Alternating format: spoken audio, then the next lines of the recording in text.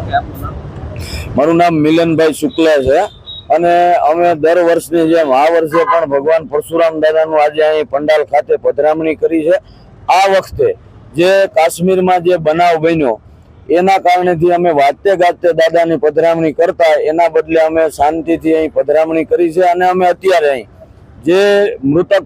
લોકો છે કે જે કાશ્મીરના આ એક હત્યાકાંડ જેને નિર્દયી હત્યાકાંડ કહેવાય, હિન્દુઓના દેશમાં હિન્દુઓની હત્યા અને એ પણ ધર્મ પૂછીને હત્યા,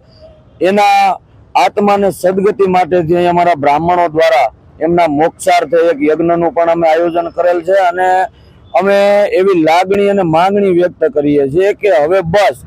તમારા દેશમાં સનાતન ધર્મને માનનારા દેશમાં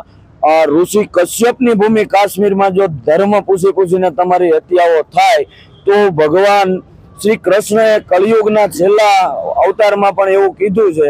કે શાંતિ માટેથી ઘણી વખત યુદ્ધ અનિવાર્ય હોય છે। તો હવે સમય છે અને અમે અત્યારે મોદી સાહેબને પણ એવી અપીલ કરીએ છીએ આપના આ ચેનલોના માધ્યમથી કે હવે બસ અબ કી બાર પીઓ કે પાર, જેના માટે જે ગુમાવવું પડે એ ગુમાવવાની અમારી તૈયારી છે અને સાથે સાથે અમારા સમાજને પણ હૃદયપૂર્વક આભાર વ્યક્ત કરું છું કે ઘણી જગ્યાએ બ્રાહ્મણોએ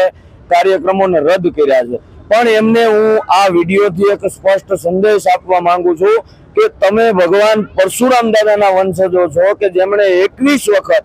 આ પૃથ્વી ઉપર અન્યાય સામે લડાઈ લડી છે। તમે આ ગુજરાતની એવી ધરતી ઉપર છો કે જ્યાં સોમનાથની સકાતે 1.25 માણ જનોય ના બલિદાનો બ્રાહ્મણોને આપ્યા છે। તો તમારે આવી રીતે કાર્યક્રમ બંધ કરીને કે મીણબત્તી સળગાવીને એનો વિરોધ કરવાનો ન હોય, પરંતુ આપણે જે આવા વાતે ગાતે જે કરતા હોય એને સાદાઈથી ઉજવી અને સરકાર ઉપર બધા ભેગા મળી અને દબાણ લાવવું જોઈએ કે આનું આપણને જલ્દીથી જલ્દી ન્યાય મળે।